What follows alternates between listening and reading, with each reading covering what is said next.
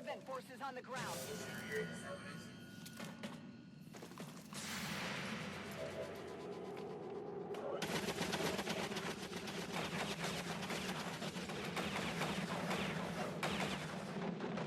Enemy eliminated. I definitely don't. Deflection.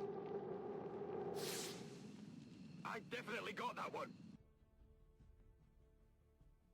Oh yeah, that is a Overwatch, a perfect Overwatch. Okay, this is my review of XCOM 2, and I'm just going to go over mainly the classes and some gameplay. The gameplay is going to be a bit higher level, just just because it's cooler, and I want to show you the class interaction and basically how it all comes together when you're actually playing in a mission. I think XCOM 2 is a huge improvement over XCOM Enemy Unknown. Enemy Unknown was really well done, but I felt like it was kind of Blizzardified, like they kind of made it a bit cartoonish. But XCOM 2 has much better graphics in my opinion. It is a little bit buggy, but overall I don't feel like the bugs really hurt the game too much. We've gone as far as we can. It's time we go through this gateway of theirs and shut the Avatar project down for good. If our past experiences are any indication, we need to be prepared to throw everything we've got at them. Yeah, that guy is on your back all game long. He really needs a mute button. It would really be good to have a mute button for him. Okay, so the first class I want to show you is the one, if you're starting out, I definitely recommend getting a few of these guys going. This is the Specialist, and he's got a little gremlin who's like a drone who does little tricks. And he can do basically two jobs and damage really well. It's funny because the Specialist is actually a very ideal front line move forward when you're pushing forward on a map. It's good to have a Specialist up front because they have abilities that tie into Overwatch and basically make the Specialist very mobile and very offensively capable. It's definitely a good idea to work on his aim as much as you can, but he's got two main trees. You can pick one on either side as you level up. You've got a Battle Medic, which is healing, and Combat Hacker, which is damage / hacking. And you definitely want to have a healer in your party, and having a Specialist Combat Hacker is really important too because they can shut down robot enemies and they can hack enemies and terminals and make you money and intel, which you need a lot of. So it's definitely a good starter backbone type of class for your group. Now, the Ranger is basically a new class, not 100% new, but it's really a different class. It's really built for either scouting, which is how I pretty much always use Rangers now, or for basically running around meleeing. She uses her blade for several different attacks that are pretty powerful, but using it tends to get you in trouble. And so I mainly use mine as a scout. Like Phantom, it leaves you basically not invisible, but almost invisible. So if you have Phantom, as long as you don't attack or get in too close to aliens, you'll be basically invisible, which means you can scout. And when you have your snipers, or should I say sharpshooters, who have squad watch, they can sit there and as long as she has sight and your sharpshooters have line of sight, they can tag whatever she's looking at. So you can send her ahead of your party and root out bad guys, set up Overwatch ambushes and whatnot. And a lot of times you don't use her, or I don't use her to directly attack, but you can see she's got 60 kills. You know, she does some damage too. But it's a really fun class. It's really cool, and I usually only have one in my party, but it's I got to play more on it because it's actually really cool. Now the Grenadier is I'm not sure if I'm saying that right. I'm just going to call it Grenadier. Who cares? Anyway, the Grenadier is basically your area effect class. Now the heavy gunner tree to the right basically pertains to special shots. The problem is if you look to the right where it says aim, her base aim is only 75. So going into the heavy gunner tree is kind of I don't know if it's really the best way to go. It does have some good abilities that I use no matter what, but usually I'm more into heavy ordnance or demolitions expert, I should say. Heavy ordnance gives you an extra grenade attack, and you basically, or I find, using her grenade launcher as her main weapon is the best way to go. And now she's got a type of armor that it basically adds a layer of shielding and a one-off shot rocket launcher. Well, it can shoot a rocket, it can shoot a plasma shotgun, a plasma beam, and a guided rocket, and it's really cool, but you can use it on any class. It's not just for your standard heavy type of character. You can use it on anybody. I always have a maxed out Grenadier, but it's not really a class I feel like I have to have in my party. Okay, now the Sharpshooter is a class I need to keep in my party because I usually run 2 of them in my party as soon as I can. And when I show you the gameplay video, you'll understand why. They were really powerful in XCOM 2, or I'm sorry, XCOM 1, and arguably I'd say they're just as powerful in XCOM 2, maybe more powerful. The sniper tree to your left is all pertains to your sniper rifle, and it really is what makes the class powerful. Now I've tried pistol builds and I've never been happy really using them just because pistols have a shorter range, which you can take care of that, but having range is a huge part of what makes the sharpshooter so powerful. Like face off, it allows you to shoot every enemy in sight one time. The problem is you don't generally want to have a lot of enemies in pistol range of you. It's just not good. But kill zone, it's like Overwatch multiplied. Basically, it puts down this big cone in front of you, and whoever walks into it gets shot. And finally, the final most important class, in my opinion, is the Psi Operative. You don't actually level up a Psi Operative by taking him on missions and getting kills. All you do is you take a rookie and you'll have what's called a Psi Lab, which is a building you can make in your, what should I call it, flying base, I guess is what you'd call it.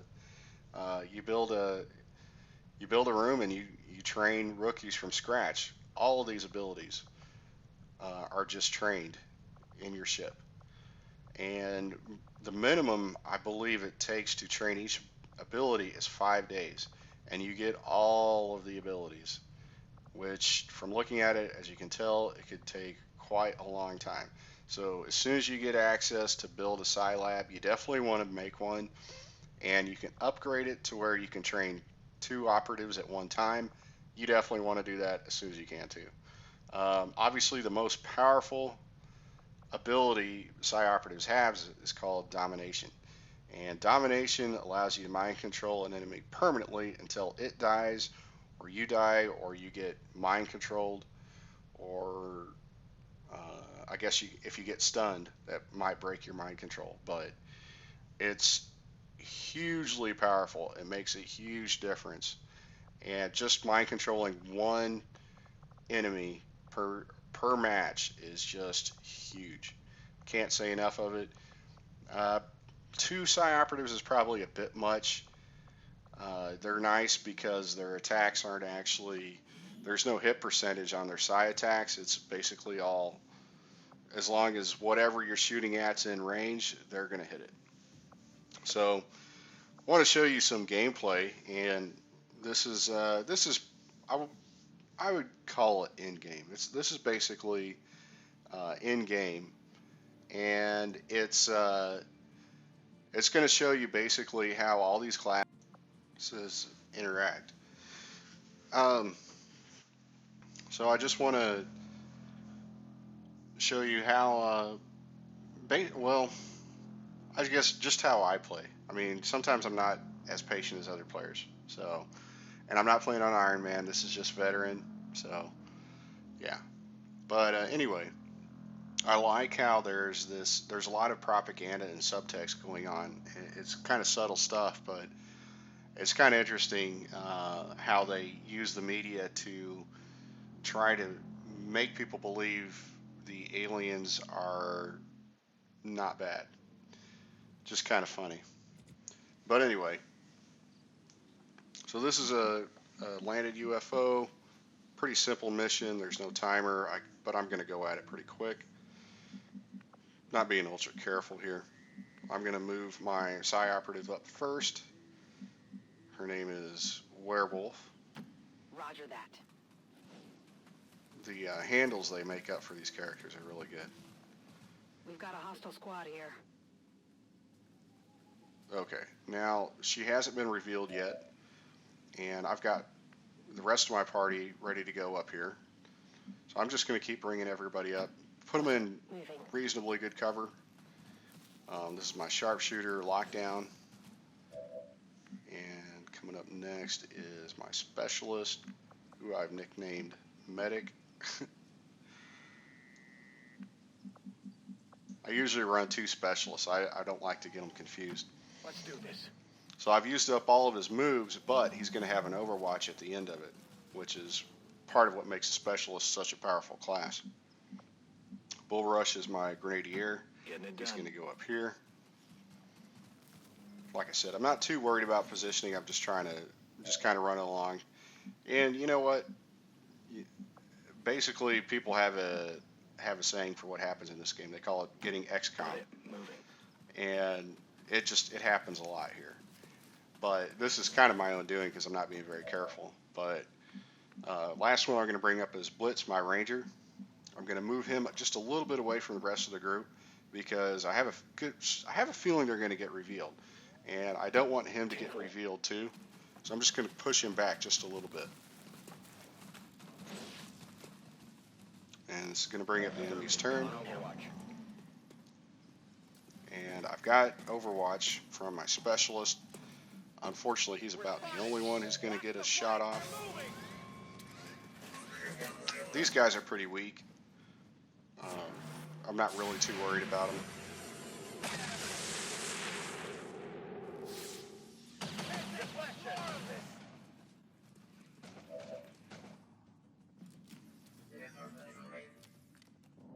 Luckily, only one of them took a shot.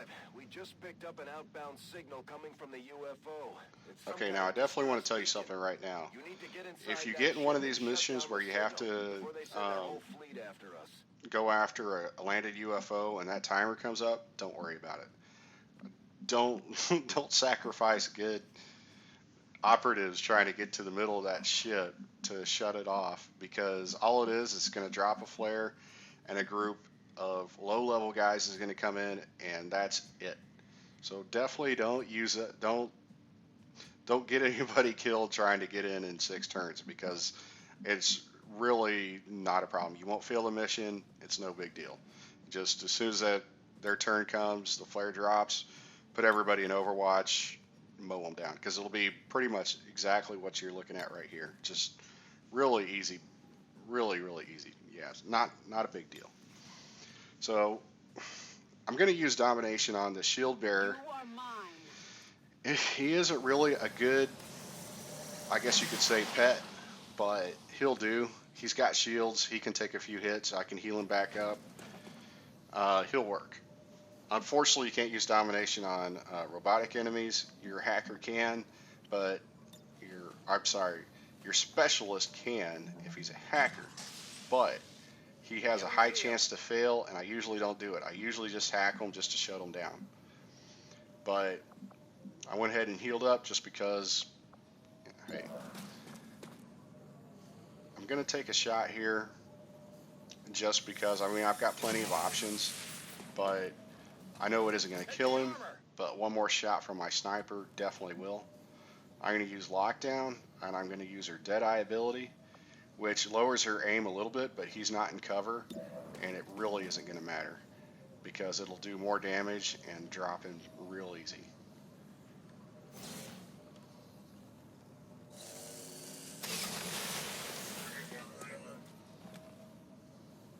Okay, now Did you see that one? I could definitely go to sharpshooter number 2 and easily take down the last guy here, but I want to show you an ability, saturation fire from my heavy, and as you can tell, it isn't half bad. It's just very situational. If there was a whole group of enemies there, it would do a lot of damage, but as it is, I'm just really wanting to show you what it does. Blackjack is going to finish him off easily. He's in a flanking position. Yellow means he has a high chance to crit. He doesn't really need it. He's going to drop him real easy.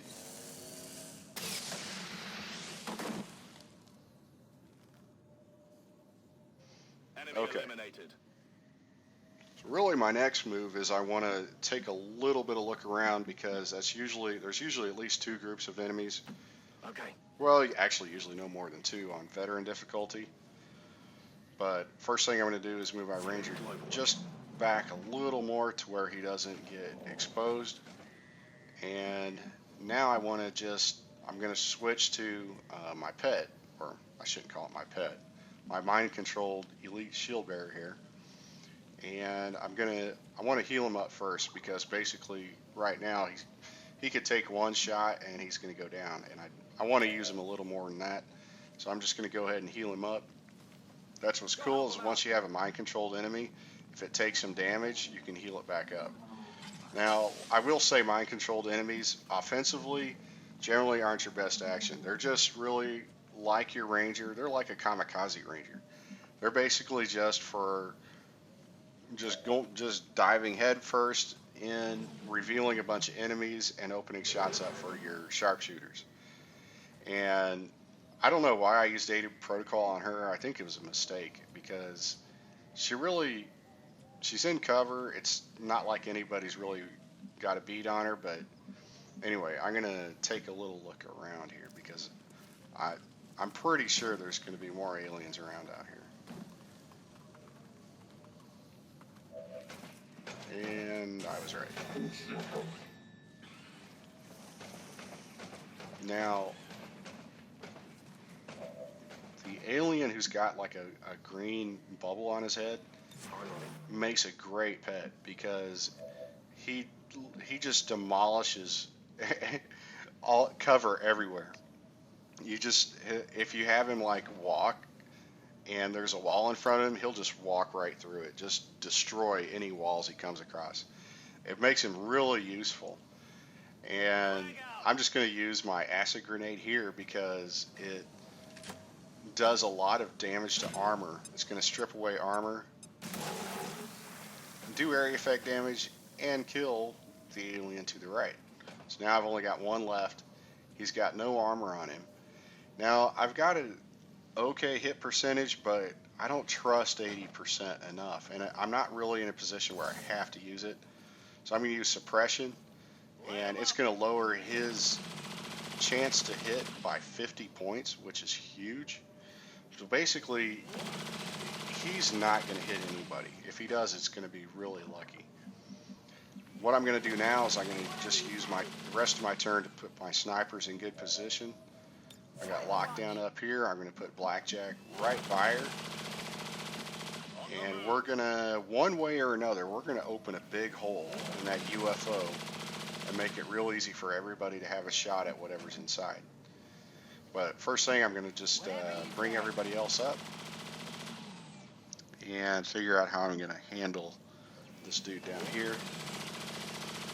I'm probably going to use my Psi Operative. Fuse usually isn't a good option. Now she has abilities that are basically like spells. I mean, her class title when she maxes out is Magus, and it's appropriate because if you notice, Null Lance here doesn't have a chance to hit. Basically, whatever's in range of its beam is going to get hit, which is guaranteed damage is really nice in this game. You can't run from my power. Here she goes. Down he goes. But he's not dead yet.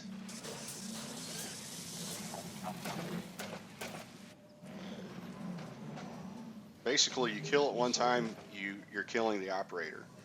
Now he's going to run around. What's good is he doesn't have any ranged ability now. He has an acid grenade he can shoot, and he has a plasma rifle, which he can't use now. He's restricted to melee. And he's going to take a big swipe here. And totally missed, but he opened up a really big hole for me.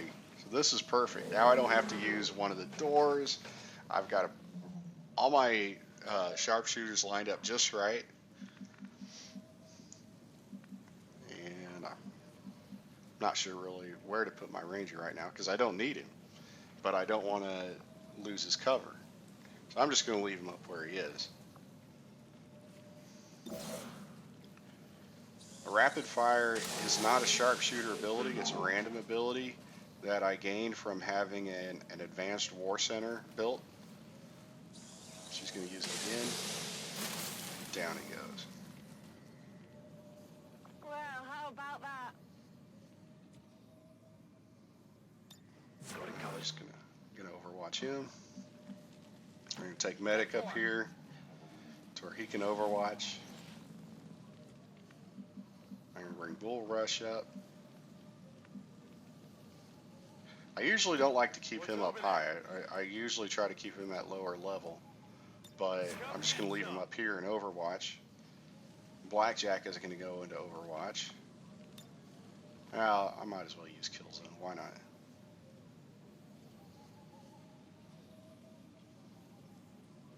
I'm not sure if he's going to get a shot, but I figure why not. So now I'm going to use my mind-controlled alien to really push deep into this UFO and try and line up some shots for the rest of my team. And he's found friends. Menace 1-5, that's the distress beacon. Move in and disable it before the aliens get a bead on the UFO.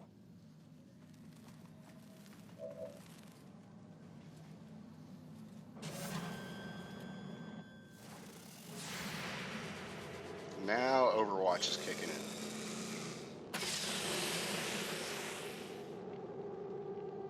So I'm actually glad I used Killzone now because it's gonna keep proccing. I don't know why Werewolf had a move. I'm not sure what really happened here. But I really might as well just put her in Overwatch because I really don't have any use for her. Inspire is really nice. It gives a nearby teammate an extra move. And you can only imagine how useful it is. But it does have a limited range. You can't put it on anybody very far away. They've got to be pretty close to her.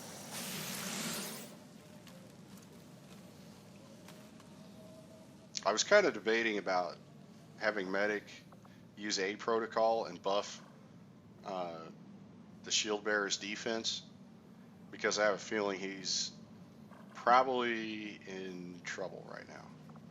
But I'm really not sure if I want to use it or not. But I can use my guided missile, which is going to do, yeah, warning friendly fire. That's not pertaining to anybody on my team or even my mind-controlled alien. It's that distress beacon, which is no problem because it's going to knock out the timer.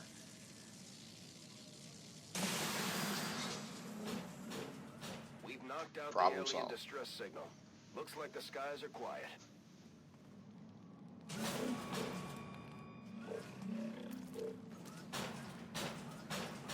Sectopods. Sectopods are those big, I shouldn't say little, big, AT-AT looking aliens who have really high shields and a lot of hit points, you definitely want to really plan your moves when one of these show up. But in this case, I've got two snipers who have a Overwatch on it. Now he got executed. Executed isn't actually an ability. It's actually a weapon upgrade you can get. You can put it on any main weapon. You can put it on your plasma lance, your sniper rifle, shotguns, assault rifles, any of them. And it gives you a 15% chance to kill an enemy outright. No matter how many hit points it has, it can execute it. And when it only has a 15% chance, that doesn't sound like much. But when you have a sniper like him in Overwatch, if you take enough shots, it's going to proc. So I always have repeaters. Yeah, that's what you call them. It's called a repeater. It's an attachment for your weapons. I always have a repeater on my snipers.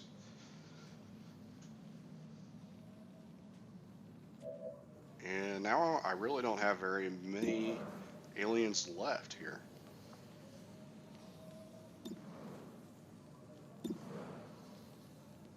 %, chance to hit. She's got a couple of aim buffs. Now I'm going to use Serial, which is going to allow me to finish him off. And I'm going to have a complete, I'm going to have my choice of any shot I want if I kill a bad guy, if I kill an alien. So now I'm going to open up Kill Zone.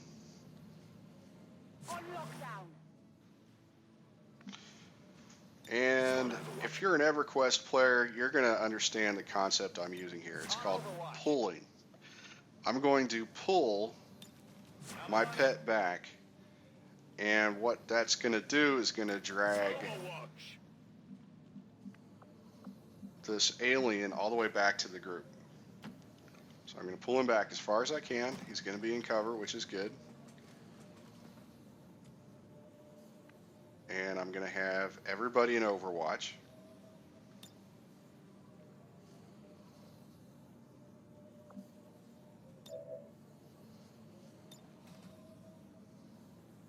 I was debating about putting stasis on him because it would make him invulnerable for one round, but I was afraid if I did, the alien would ignore him. Now I want it to aggro on him and come in to range of the rest of my crew here.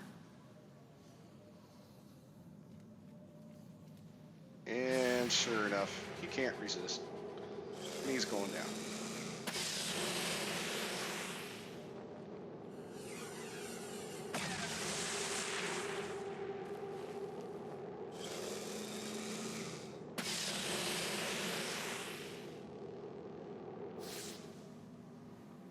Taken care of. Status confirmed. Mission accomplished. Mission accomplished.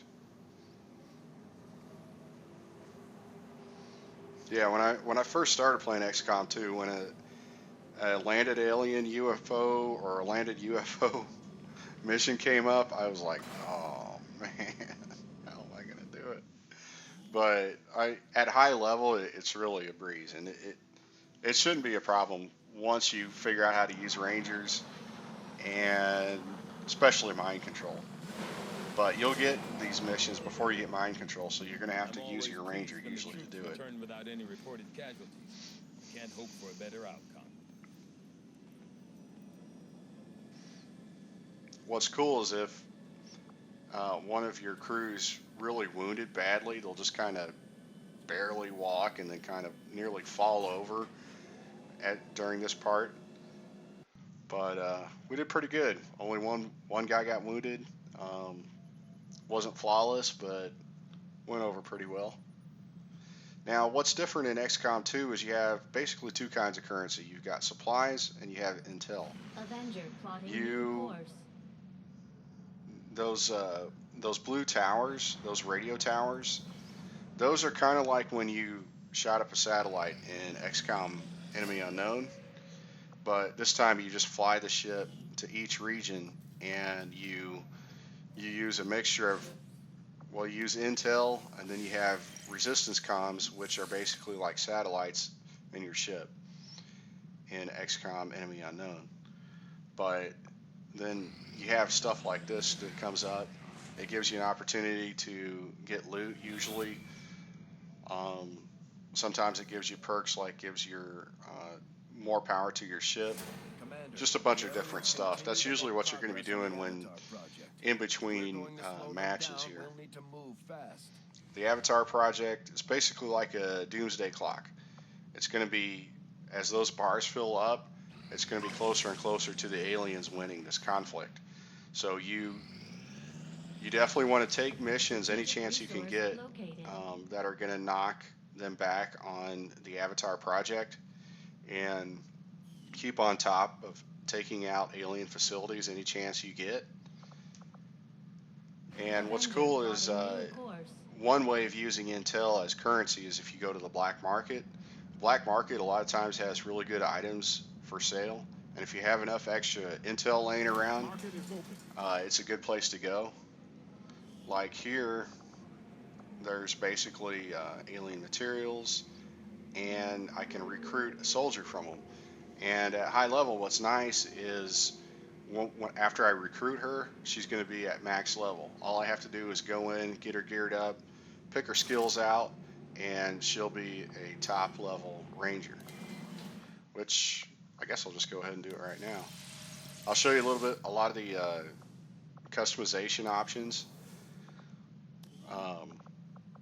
What's cool is she kind of looks like Sarah Connor, and I figured when I do her customizations, I'll kind of add to it. But so yeah, she's got her blade, which is a plasma blade, and I just for the heck of it, I went ahead and I'm going to spec her in assault, so she's basically all melee and not any sneaking around. Running gun's a lot of fun. Blade Storm, I don't know if I've ever even used it, but I've watched videos where people have used it, and it's really cool because if she's invised and a alien tries to walk by her, she'll strike it. Pretty cool skill. Untouchable, I always get. It means after you get a kill, it makes you completely invulnerable for the first attack made against you.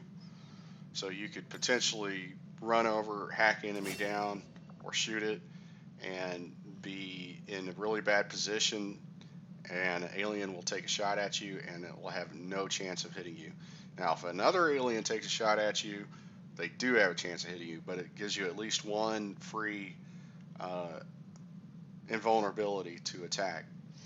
Reaper's a cool skill. I haven't had much luck using it, but like I said, if you have a bunch of weakened enemies from grenades or something, I can see where it could be really fun to use. But maybe I'll use her for something later on. But I'm just kind of showing you how it works as far as picking skills and stuff.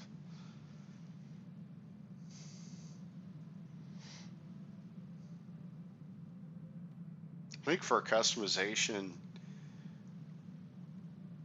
really XCOM 2 is where customization is where XCOM 2 really shines. That's what I'm trying to say.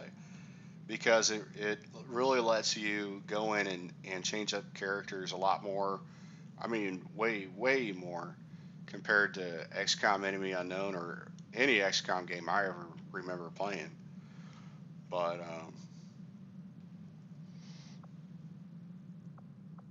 yeah.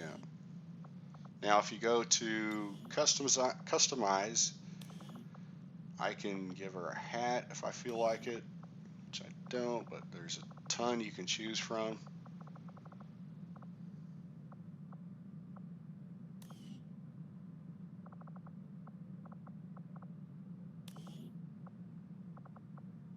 Yeah, I'm going to have her smoking just like Sarah Connor.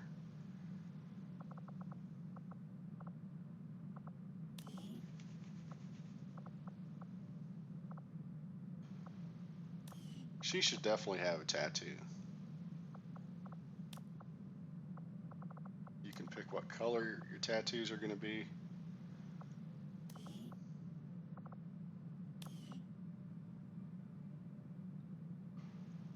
Oh, pretty cool.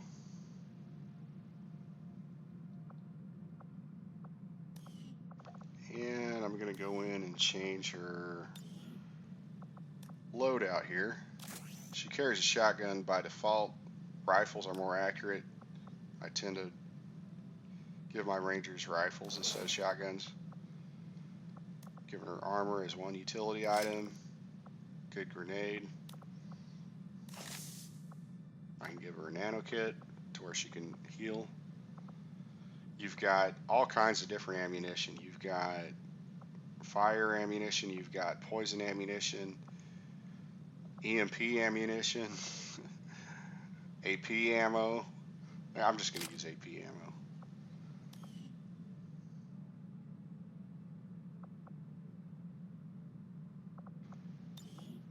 And personal combat sims just basically increase one of 4 or 5 stats, I believe it is. I gave her a mobility upgrade because it'll allow her to run around more per turn. I'm going to change her armor just a little bit. Black would be good. Black is always good. Yeah.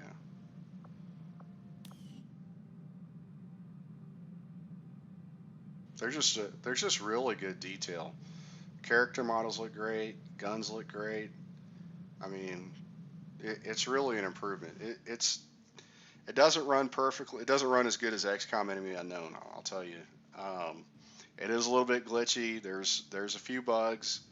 I won't lie. It does have a few issues, but it hasn't ever crashed on me. I mean, it runs okay.